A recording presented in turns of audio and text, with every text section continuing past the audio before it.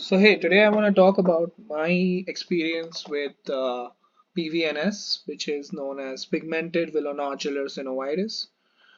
So essentially, I mean, most of you all watching would probably know what this disease is, but it's essentially the build-up of synovial fluid in some of your joints, most likely being the knee or the hip.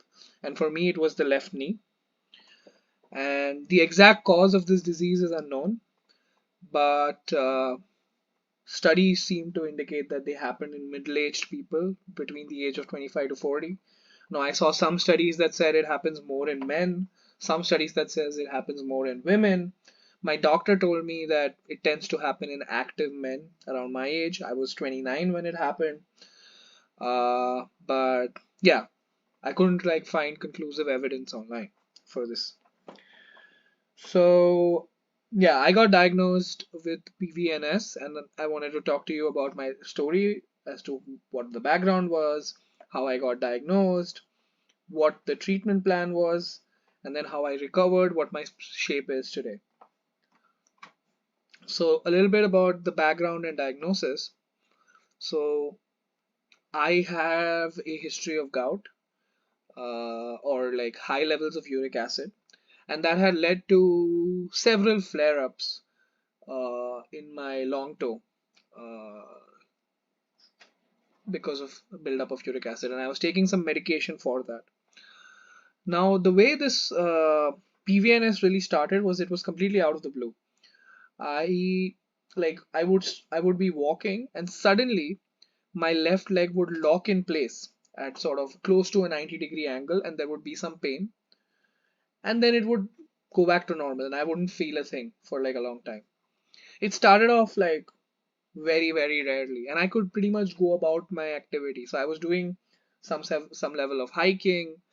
I was playing soccer from time to time, playing badminton sometimes, and it didn't really affect me except suddenly my leg would lock and it would hurt.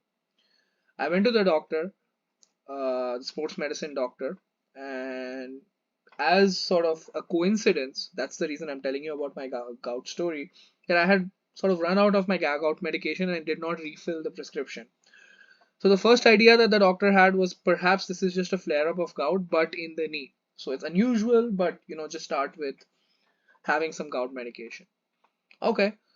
So I started with like going back to the medication for uric acid, and these sort of lock and pain in my left knee kept getting worse over time. It became more frequent and also a little bit more painful. Okay, so I went to the doctor again. I said, hey, look, I've been taking gout medication, check my uric acid levels, and, voila, they've gone back to normal. So, what is the situation? So, he said, okay, let's do an x ray and see, there may be like a mini fracture or something like that. And also, I'd like you to start going to physical therapy. Sometimes physical therapy helps. And we'll do an MRI once you've completed like 6 weeks of physical therapy, unless it gets worse. You come back to me and then we do this. So I like if you guess, then I don't know if you can guess, but I'm basically in the US and like we need to go through all these hoops essentially so that insurance pays for it. So anyway, I started going to physical therapy. The X-ray didn't show anything. Everything was good. And in physical therapy, we just do some exercises related to the knee. There would also be some icing and stuff like that. But this pain getting started getting worse, and also, so the pain started getting worse. I started getting more frequent these lockups of my leg, and pain for that. And then the left knee, like I started to observe a swelling there. Okay, so like 3 or 4 weeks in, I went to the doctor. I said, hey, look, it's getting worse. I can feel this swelling. Can you please help? So he said, all right, then I'll go to get the MRI done.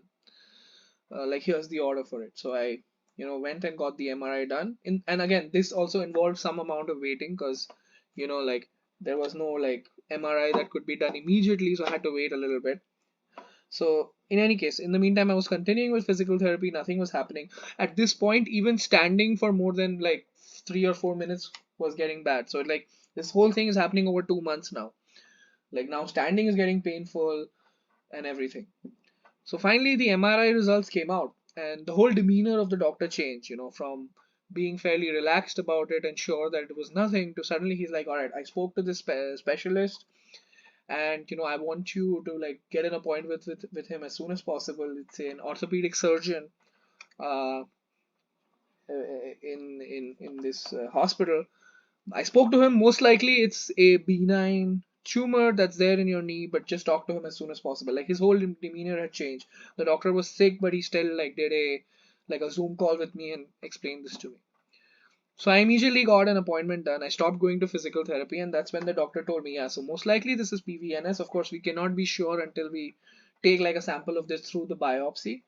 But the plan of action is as follows, right?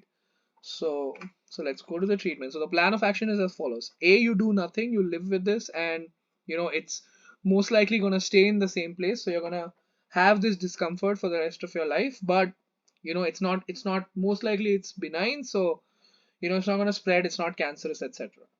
The second one is we do what is called a synvectomy, which is like you just create two small holes and like you introduce probes in and you sort of scrape the excess fluid out.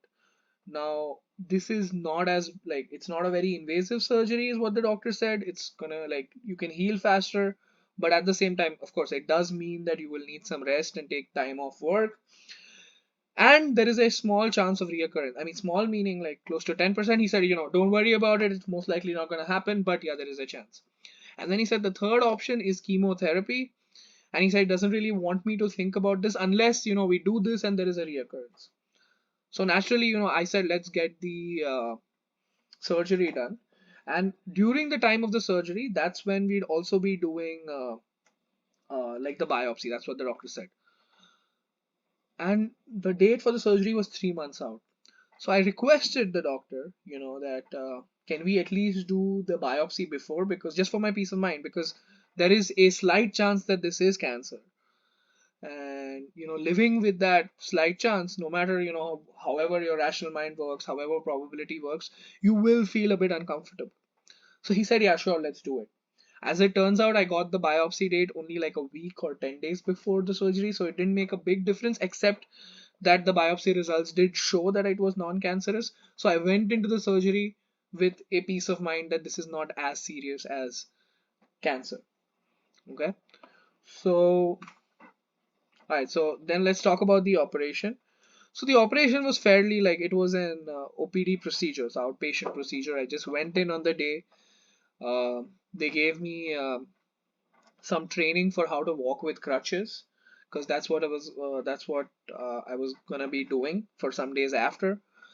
Uh, they made sure that I had a designated driver and someone to take care of me at least for like a few days. So my girlfriend came in and she was gonna be staying with me, and that's about it. So they put me to sleep, and next thing I wake up. The surgery is done. I didn't feel any pain because I was under like general anesthesia at that point. So you've pretty much doped up with those drugs in your system. So yeah, that's about it. Essentially, what they'd done is they had really like compressed my left leg. Sort of yeah, they'd compressed my left leg completely. Come back home and then for a few days, just take rest, don't move much. Then cut this bandage with which it's compressed, and then start slowly trying to move. So what they said was like in like 10 or 15 days you should be getting start trying to get off the crutch. In a month's time you'll be completely fine. Now unfortunately I had another accident that I'll talk about later during this surgery, because of which my recovery was slightly delayed. Okay. So essentially what happened was that I got a pneumothorax immediately after the surgery, which led to certain complications.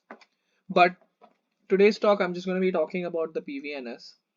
So what happened was that, yeah, I came back, and as a result of these external, like whatever, these other things that occurred, so like recovery was a bit slower. I was under medication, but you know, I I wasn't making as much progress as I should have, in terms of walking properly, etc. In any case, I had to start going to physical therapy like a month in, and when the physical therapist saw me, She saw like I was walking with a hunch. I was not properly like my legs were not properly coordinated. So she said, yeah, like you're not doing progress. But then we got into this routine, and the focus was essentially like mostly my quad muscles, but also like my hamstring and my calf muscles. Like essentially, my left leg had become extremely weak. So start doing exercises such that the left leg gets slowly stronger.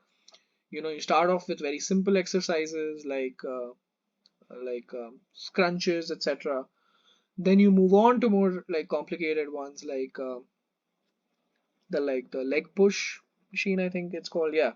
So over time, I started seeing a lot of improvements, and like I would say 2 months in, like a month into physical therapy, which is 2 months into my recovery time, I was doing much better, at least on my knee front. Of course, the full recovery, what the physical therapist told me, was like about a year. But what this meant was that I would pretty much be able to do most things, but sometimes I would feel like some pain if I was like overexerting my knee. So I think that's come to be mostly true. So because of this physical therapy, I used to never go to the gym before, but I actually started getting into training more seriously after like my physical therapy ended, which was about 2 months. I met the doctor as well, and he said everything's fine. You don't need to worry. No more follow-ups required. You're doing pretty well. So he was happy with my progress. I started going to the gym. I started going back to hikes, and I'd say that pretty much like at this point, like my life today is more or less like I don't get any of this locking pain. Standing is perfectly fine. I don't get pain, etc. I will say though that if like sort of I have to hike and go up the up a very complicated path with a lot of rocks, etc. Sometimes I do feel a little bit of pain at the end of the day. Or even if I go to the gym and have like a very intense leg day, sometimes I do feel a little bit of, I won't even say pain, perhaps it's like sensitivity. I do feel that.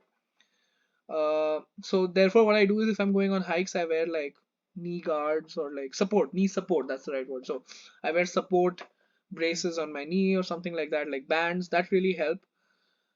Same with the gym. Like some days, if like I when I'm doing legs, especially like I do carry it around with me. I try not to use it to be dependent on it, but in case my knee starts acting up, starts feeling sensitive, I do put support. So I mean that's about it. I feel like these thoughts of this coming back or anything like that, they've not been there at all. So it's been a year now since the surgery. It did take more time than I expected for it to heal, but that was because of this other thing that occurred. Uh, I mean, yeah, but recovery is painful. Like, the doctors may say, yeah, it's nothing, you'll be totally fine, it's a small surgery, but it still is painful. It's frustrating to be sitting in one place. The knee will hurt a lot, and especially when you start walking, start going up the stairs and down the stairs as part of exercises. It is extremely painful. It is not easy at all. So make sure that you have people around you who care for you, who will be around you, keep your spirits up, help you with the exercises. Because doing this alone for me would have been almost impossible. And other than that, I mean, I've also heard that there are now tablets available. So all this happened like just last year. Okay, so last November was when I had the surgery. So I've now heard that, again, I don't know. Talk to your doctor about this. I've heard that there are some tablets available which also may be able to help. I don't know the efficacy of those, how well they've been tested. Just something to think about. But diagnosis I think is the most difficult phase for this because this is something relatively uncommon. But yeah, and then like you sort of run around the place and it takes like 2 3 months to diagnose. So I'd just be saying this, like keep an eye out if you're having this sudden inexplicable locking of your knee and then suddenly it starts like paining a lot and it's getting progressively worse. This may be something that's happening to you, or it may not be. And a disclaimer, everything I said today is my subjective experience as a patient. It's not like medical advice or anything like that. So, if you're suffering from PVNS, I hope, this talk has been able to give you some sort of support or help, etc. And if you have any questions or comments, feel free to, ask them in the comments below. Thanks.